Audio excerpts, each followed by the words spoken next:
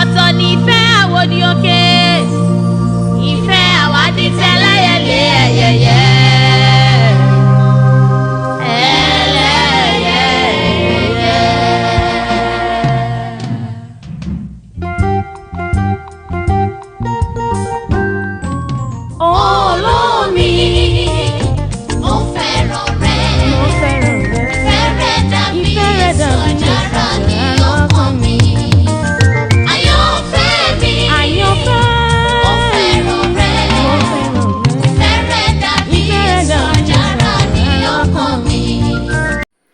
Vous êtes sur l'émission Edidi Ife. Suivez le prêche qui vous sera présenté par votre frère en islam, Akeoubeou Omaïmessoula. أعوذ بالله من الشيطان الرجيم بسم الله الرحمن الرحيم يا أيها الناس اتقوا ربكم الذي خلقكم من نفس واحدة وخلق منها زوجها وبث منهما رجالا كثيرا ونساء واتقوا الله الذي تساءلون به والأرحام إن الله كان عليكم رقيبا وآتوا اليتامى أموالهم ولا تتبدلوا الخبيث بالطيب ولا تأكلوا أموالهم إلى أموالكم إنه كان حوبا كبيرا وإن خفتم ألا تقسطوا في اليتامى فانكحوا ما طاب لكم من النساء مثنى وثلاث ورباع فإن خفتم ألا تعدلوا فواحدة أو ما ملكت أيمانكم ذلك أدنى ألا تعولوا وآتوا النساء صدقاتهن نحلة فإن طبن لكم عن شيء منه نفسا فكلوه هنيئا مريئا. Alhamdulillah, wassalatu wassalam ala rasulillah wa ala alihi wa ashabihi wa jami'i ma wala. Louange à Allah par essence et par excellence. Louange à Allah par la louange de qui commence tout message. Louange à Allah, le tout miséricordieux, le très miséricordieux. Louange à Allah, l'ubiquiste, l'incommensurable, le digne d'être loué, le digne d'être glorifié, le digne d'être sanctifié, le digne d'être magnifié, l'unique dans sa seigneurie, l'absolu dans sa déité. Oh, qu'il mérite nos actions de grâce, qu'il s'y a l'adoration, maître et seul objet de notre vénération, maître de l'autorité absolue, Seigneur des mondes. Que la paix et la bénédiction absolue et parfaite d'Allah soient sur le meilleur des créatures, l'élu, le maître de la prophétie du message, le valeureux chef musulman Muhammad, sur ses compagnons et sur tous ceux qui emporteront leur part jusqu'au jour du jugement dernier. Que la malédiction et la disgrâce d'Allah soient sur le pire des créatures, le déchu, le futé, qu'Allah nous épargne de ses fourberies et finauderies et ne nous compte pas au nombre de ses compagnons au jour de la résurrection. Chers frères et sœurs en islam, au droit fidèle, vous êtes sur l'émission Edidi Ife, le mariage en islam. Thème 3, la bonne cohabitation entre mari et femme. 13e partie. Entre l'homme et la femme, qui ment le plus? Entre mari et femme, qui est le gros menteur? Suite. Malgré tous les méfaits et conséquences du mensonge, il ne serait pas superflu de reconnaître que le mensonge joue parfois un rôle capital dans la réussite d'une vie de couple.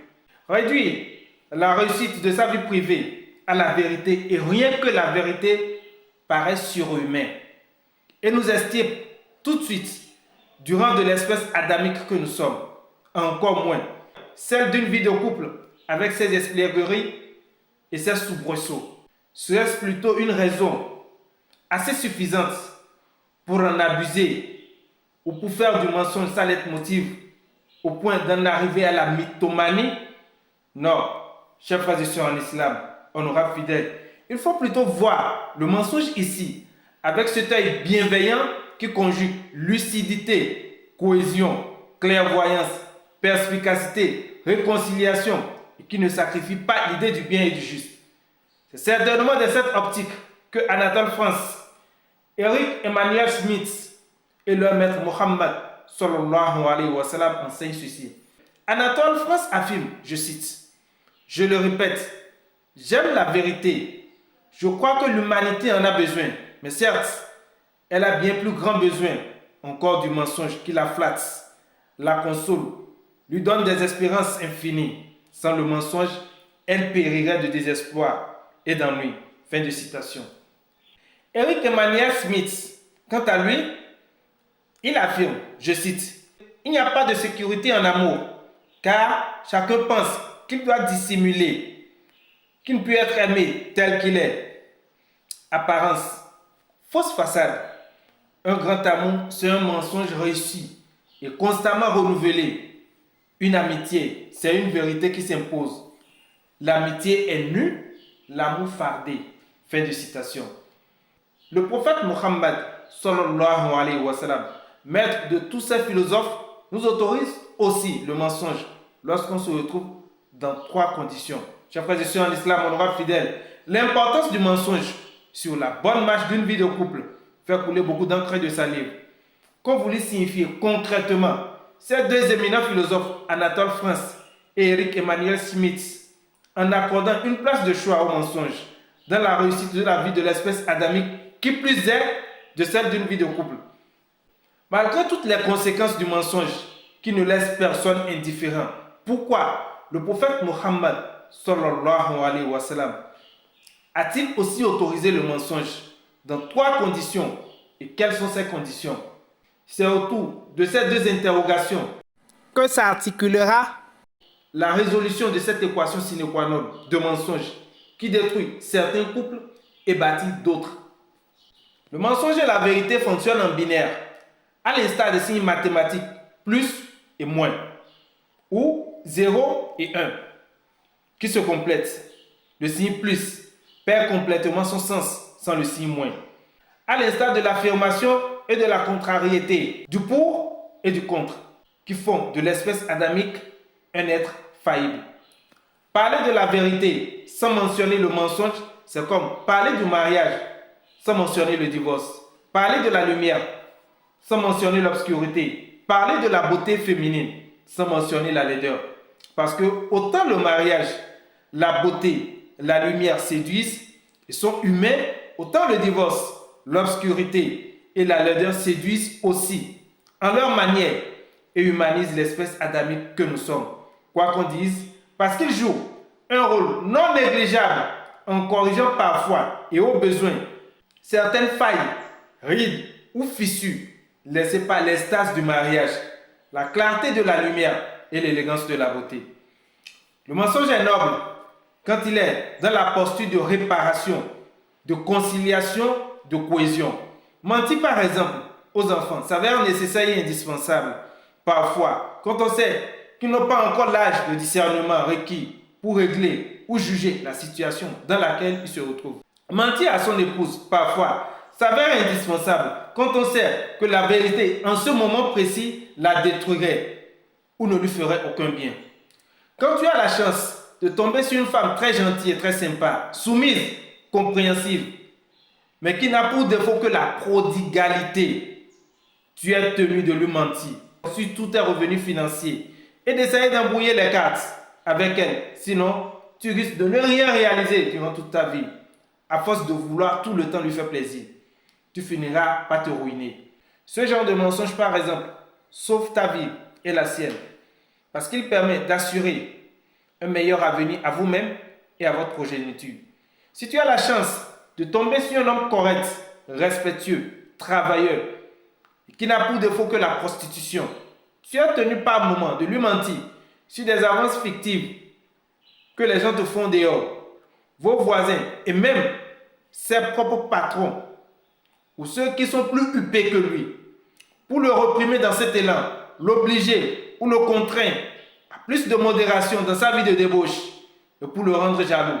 Si tu as la malchance de tomber sur un homme qui préfère les jeux de hasard, l'exhibition à outrance ou l'habillement extravagant, la prodigalité que l'éducation de ses enfants, lui balancer des propos mensongers parfois pour le contraindre à assumer ses responsabilités vis-à-vis de ses propres enfants n'est pas condamnable. C'est pourquoi Anatole France affirme, je cite, « Je le répète, j'aime la vérité. Je crois que l'humanité en a besoin, mais certes, elle a bien plus grand besoin encore du mensonge qui la flatte, la console, lui donne des espérances infinies. Sans le mensonge, elle périrait de désespoir et d'ennui. » Fin de citation. Chers frères et sœurs en islam, honorables fidèles, le début de toute relation amoureuse est marqué par la cachotterie, la dissimulation, parce qu'au nom de l'amour, on ne veut pas exposer ses parties honteuses, ses points d'ombre, ses défauts, par peur de perdre l'être aimé. Quand on sait que ses côtés négatifs peuvent ne pas rencontrer son assentiment. Du coup, certains optent pour le mensonge à visage découvert parfois pour se couvrir au lieu de taire leurs défauts.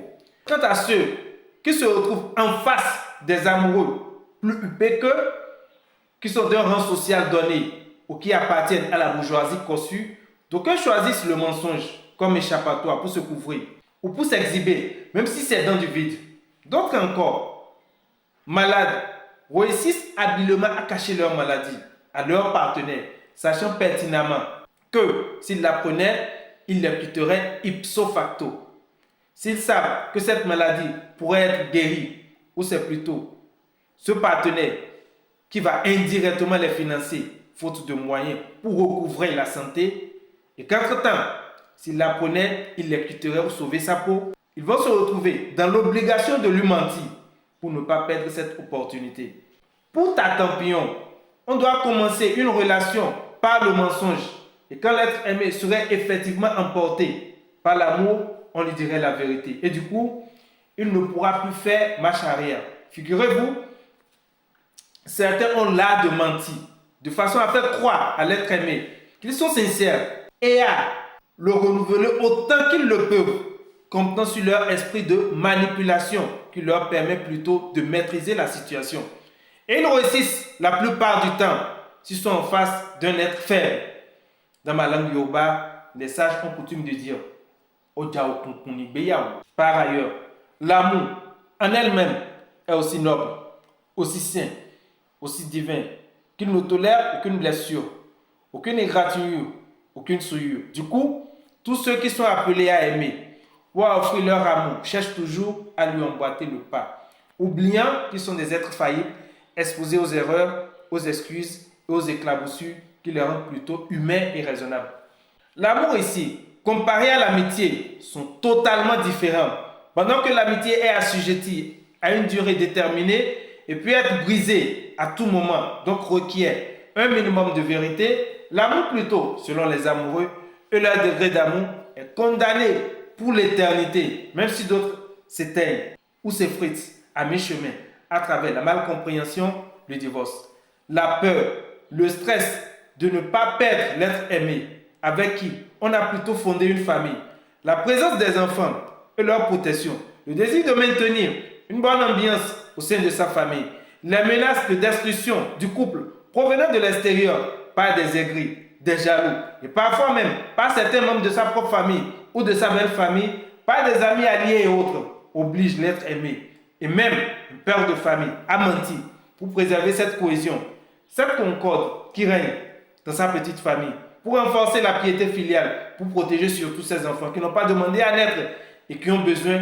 de tous les soins possibles pour pouvoir grandir dans de bonnes conditions. Croyez-moi, tout être humain raisonnable et responsable qui éprouve un grand amour à l'endroit de son partenaire et ses enfants est tenu de mentir parfois et dans certaines circonstances pour maintenir l'équilibre de sa famille, pour sauvegarder et renforcer l'affinité qui règne entre ses enfants. C'est pourquoi Eric Emmanuel Schmitz affirme aussi, je cite, « Il n'y a pas de sécurité en amour, car chacun pense qu'il doit dissimuler, qu'il ne peut être aimé tel qu'il est.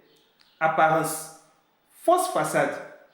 Un grand amour, c'est un mensonge réussi et constamment renouvelé.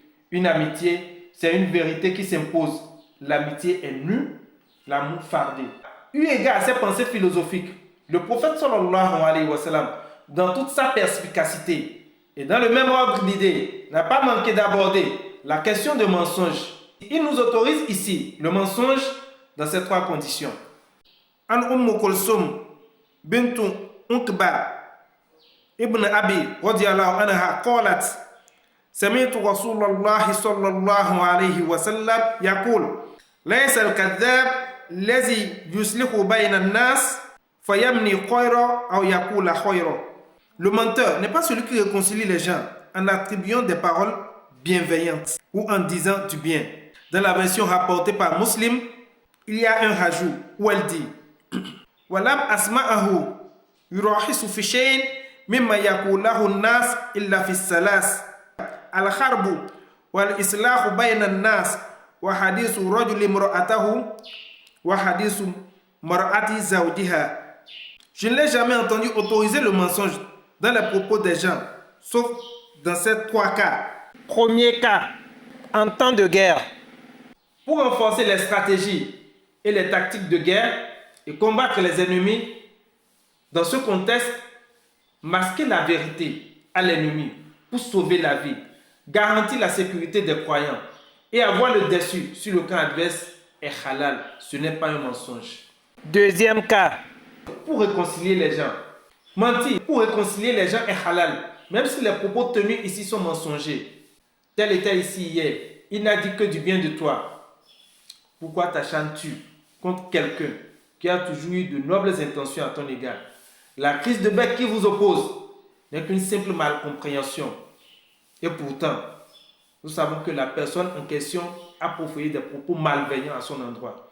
S'il faut mentir de la sorte pour faciliter la réconciliation entre eux, ce n'est plus un mensonge. Le prophète sallallahu alayhi wa sallam a dit, n'est pas menteur celui qui réconcilie les gens en disant à chacun des deux opposants que l'autre a dit du bien de lui.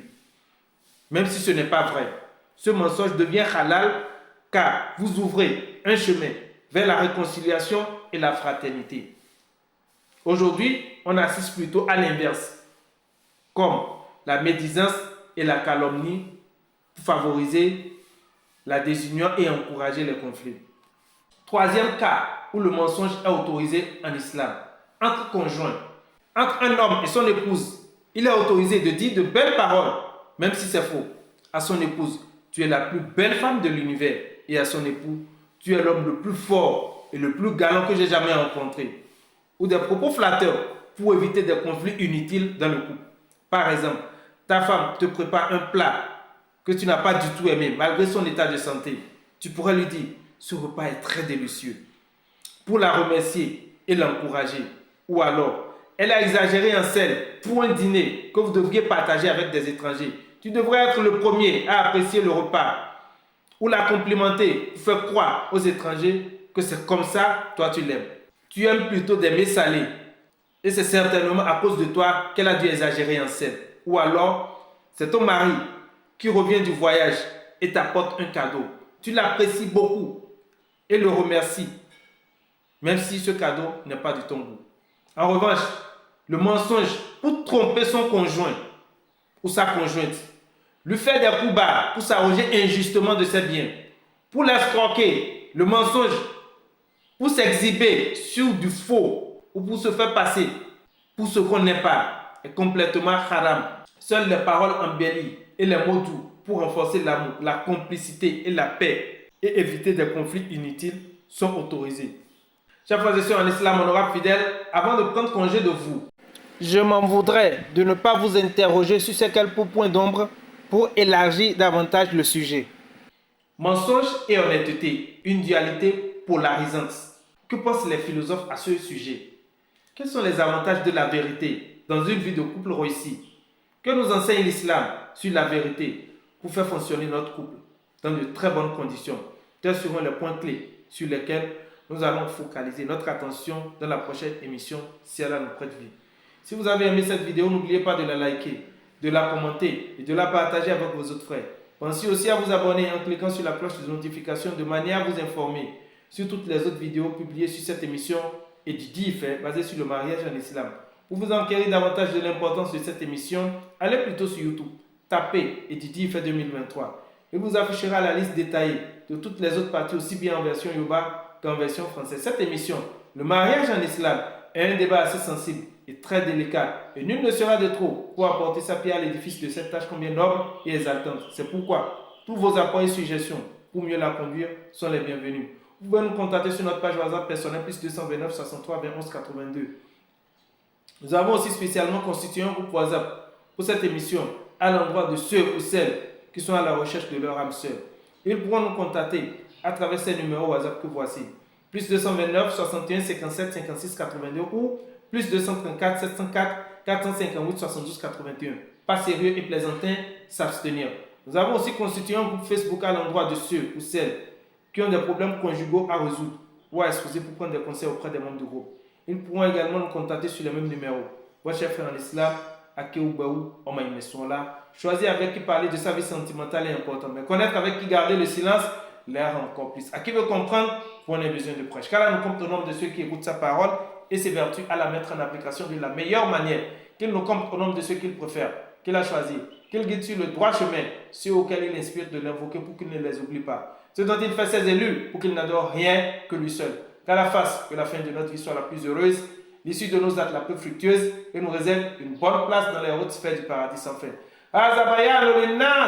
وهدى وموعظة للمتقين عباد الله إن الله يأمر بالعدل والإحسان وإيتاء ذي القربى وينهى عن الفحشاء والمنكر والبغي يعظكم لعلكم تذكرون سبحانك اللهم وبحمدك نشهد أن لا إله إلا أنت نستغفرك ونتوب إليك سبحان ربك رب العزة عما يصفون والسلام على المرسلين والحمد لله رب العالمين.